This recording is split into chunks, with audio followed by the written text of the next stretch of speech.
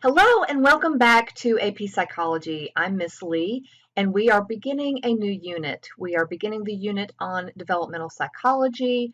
This is Unit 6. This video will be covering an introduction to development, genetic and environmental influences on behavior. By the end of this video, you should be able to discuss the interaction of nature and nurture, including cultural variations, specifically physical development in the determination of behavior, and you should be able to describe how sex and gender influence socialization and other aspects of development. If you haven't done so already, go ahead and grab your notes and let's get started. Okay, first we'll be talking about genetic influences. We'll also be talking about environmental influences within this video. So we've talked about this before. This is going to be a lot about the great debate in psychology, that age-old controversy of whether nature or nurture influences are developed more than the other. The important thing to remember here is that both impact behavior in a way that makes it difficult to know which is responsible. So you've got nature or genetics, including basically everything biological, and then nurture. You've got your school environment, your education level, your family environment, your family influence, how you were raised, and the parenting styles that your folks used. So let's first start talking about evolutionary psychology. This applies the theory of evolution to behavior. And basically it states that our behavioral similarities arise from our biological similarities. Evolutionary psychology believes that all human motivation derives from the desire to spread our gene pool, and that all behavior is explained by that motivation. So the root cause of everything that we do is because of the desire inherently as humans to spread our genes around. Evolutionary psychology tries to explain gender differences. Basically, men tend to be attracted to younger women. Women tend to be attracted to older, more mature men. Why? Because of biological differences in reproduction. This is what each gender needs in order to best spread their gene pool. Is this always the case? Not necessarily. But overall, evolutionary psychologists say that nature selects behavioral tendencies that increase the likelihood of sending one's genes out into the future. So you're basically ensuring your genes' continuation through your behavior. Behavior genetics is the study of the relative power and limits of genetic and environmental influences on behavior. To know the difference between genetic and environmental influences on behavior, behavior geneticists use the following. These are the three main ways that behavior genetics is able to prove or disprove different theories. They use identical twin studies, they used separated identical twin studies, and adopted children's studies. When we're looking at twin studies, first of all, identical twins develop from a single fertilized egg and are genetically identical. The one fertilized egg separates out into two complete separate zygotes. Fraternal twins develop from separate eggs and are no more similar genetically than ordinary siblings. So you start out with two totally different eggs and they are fertilized by two totally different sperm cells. If you notice down at the bottom, identical twins share a placenta and fraternal twins have separate placentas. So their environment, for the most part, remains completely separate during the entire gestation process. Research has found that identical twins are much more similar than fraternal twins in many ways other than just appearance. You're talking about abilities, personalities, and interests. So one of the most famous twin studies is the Minnesota Twins Project at the University of Minnesota. This is research that was done by Thomas Bouchard. The research began back in 1979 and focused on identical twins that had been reared apart. So they'd been separated and reared apart. What's interesting is that the research is still ongoing, and this study is looking at over 100 pairs of identical twins who were separated at birth. Bouchard reported that heredity accounts for anywhere between 64 and 74% of the differences seen in IQ between the identical twins. We're going to look now at a particular set of twins that were separated and studied in this twin study, Jerry Levy and Mark Newman. So there's some interesting facts about this set of twins. First of all, when they met, they had the same mustache, sideburns, and they wore the same glasses. Levy has a degree in forestry. Newman instead took a job trimming trees. So still had something to do with trees. Levy installed sprinkler systems and Newman installed fire alarms. Both are volunteer firefighters and like to hunt, fish, watch John Wayne movies, and eat Chinese food. I mean, but who doesn't like to eat Chinese food? Both drink only Budweiser beer, and they actually hold the can in an identical manner. So we're going to watch this quick video of the twins that I just talked about. They're just bickering with each other. Will you stop? Still, both agree fire is a far worthier opponent, Fire is probably the fiercest and most unpredictable force in nature. and firefighting is the love of their lives. What's a rush? It's the adrenaline's natural. It's an adrenaline rush. It's a high. What makes Jerry and Mark unique, though, is not what they do, but that both chose to do it. We made Ripley's, believe it or not. Mark and Jerry are identical twins, Cut that out. separated at birth Live 16 miles apart. 65 miles apart. and adopted by two different families. Never even meeting him before. Our lives were the same. Our We wake Sunday up. morning regime was the same. Three Three Stooges. Stooges. Laurel and Hardy. John Wayne movies. They finally met at age 31 when a fellow firefighter spotted Jerry and noticed an uncanny, if slightly slighter resemblance to Mark. Oh, I wish I had. It's bought and paid for. They discovered one similarity after another. The first thing was our bald heads. Same double chin. No, mine's a triple. The way we walked. The way we walked, the way we drank a beer, the way we held our beer. Pinky underneath. Pinky underneath, always. Our mannerisms. The way we laughed. So with all these things in common, it may not be a coincidence that Mark and Jerry both fight fire, or that both enjoy other things Whitewater rafting. that other people might consider scary. It's in the blood. It's The definitely blood and the genes, wherever the doctors want to put it. Okay, so let's talk about adoption studies. Adoptees' personality traits are more similar to their biological parents than their adoptive parents, yet parents do influence their children's attitudes, values, manners, faith, and politics. And adoptive children tend to score higher on intelligence tests than their biological parents, as well as tend to be more self-giving and altruistic. Basically, what this means is that adoption studies show us what is culturally or environmentally determined, and that includes attitudes, values, manners, faith, and politics. Okay, let's talk about heritability. The most important thing, if you learn nothing else about heritability, the one takeaway that I really want you to have for this section of the video is that the difference is due to genes. That's what heritability is trying to explain, is what is the difference due to genes. That sounds a little bit counterintuitive. So the definition is the extent to which differences in appearance of a trait, such as hair color, eye color, facial structure, is due to the differences in their genes. So basically not due to their environment.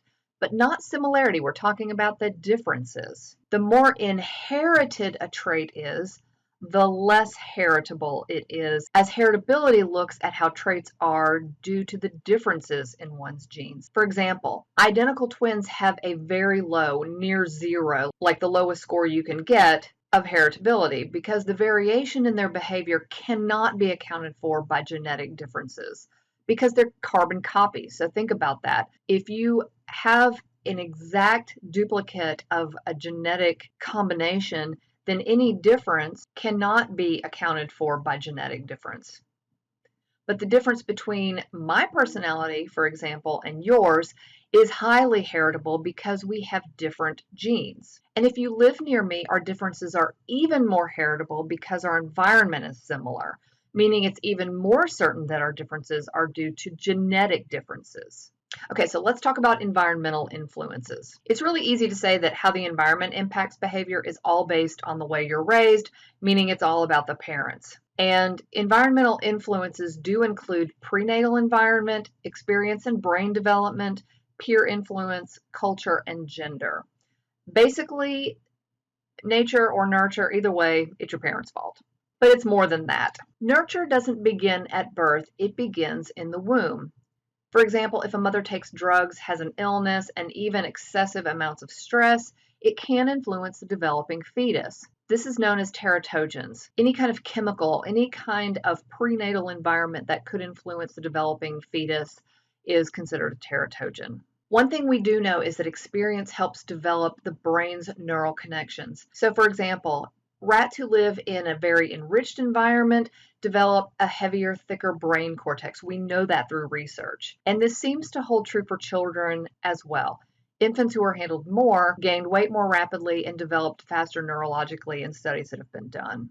If not stimulated, maturing brain operates on the use it or lose it principle. So basically, and we've talked about this before, basically, if you continue to use these neural pathways through cognitive enrichment, then they will encourage brain growth. So let's watch a tiny little short clip on environmental enrichment for lab rats.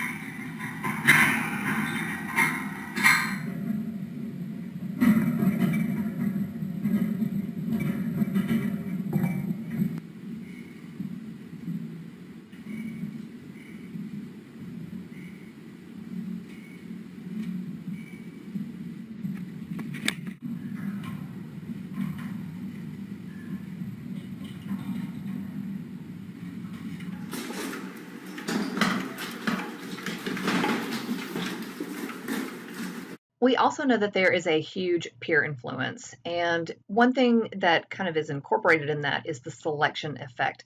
Kids choose friends that are similar to themselves, and at least they're similar in the important ways, so to speak. Nature does seem to play a role in the influence of peers. It's with our peers that we spend most of our time playing, working, and mating, so nature predisposes us to be sensitive to their styles and opinions. Parental and peer influence seem to be complementary in shaping one's lives. Parents influence our ideas on or our sense of education, discipline, responsibilities, orderliness, charitableness, ways of interacting with authority, and future plans. Peers, on the other hand, influence our ideas on or a sense of cooperation, popularity, and interaction among others our age. Okay, so let's touch on culture. Culture is the behaviors, ideas, attitudes, and traditions shared by a larger group. And cultures differ, which in turn causes us to differ. There are cultural norms. These are rules for accepted and expected behavior, and different norms often confuse us. You have personal space norms. This is the area around us that we like to maintain. It's the zone of comfort. We also have levels of expressiveness. This is the ways that we express our emotions, our thoughts, and our feelings. And we also are very much influenced by the cultural norms of our pace of life. So, here in the United States versus other cultures, we have a very different pace of life. Culture also influences our child rearing. So, there's collectivism versus individualism. Individualism is typically seen in Western cultures, and in this type of environment, you want kids to think for themselves, to be independent, to be true to ourselves, and set our own personal goals. In cultures that are more collective, such as Asian and African cultures, there's more of a communal culture that emphasizes family honor and dignity. Basically, if you shame yourself, you shame your family. And there's a greater concern for social harmony. They also tend to be more shy with strangers. Although differences do exist, there are a lot of similarities within a culture. There's also a huge influence on our behavior through gender. Basically, nature states that the genders differ genetically. X versus Y chromosome, there's a signal production of different hormones based on what the chromosomal makeup is. But gender is also socially determined. We have gender roles, and these are expectations about the way men and women behave.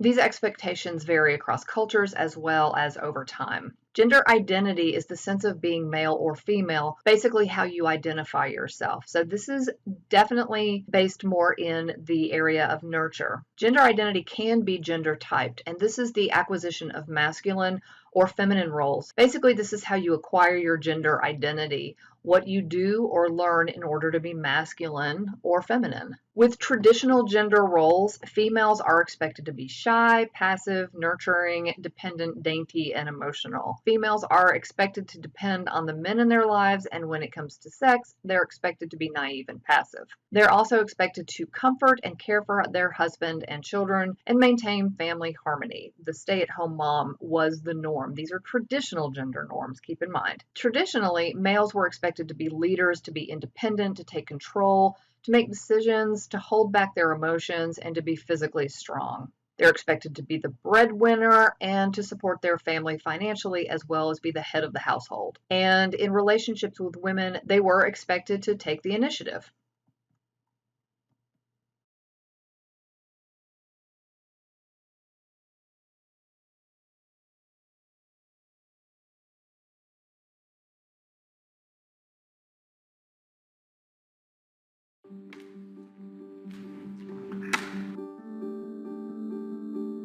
Hi, Erin. My name is Dakota, and I'm 10 years old. Show me what it looks like to run like a girl. Throw like a girl. Fight like a girl. What does it mean to you when I say run like a girl? It means run fast as you can.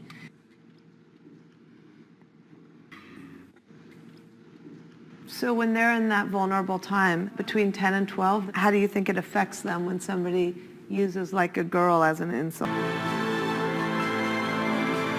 Why can't run like a girl also mean win the race?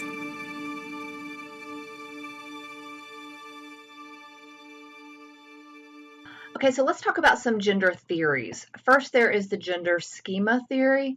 This is kind of a combination of social learning theory that we talked about back in the learning unit, as well as cognition, which we just finished up with the cognition unit.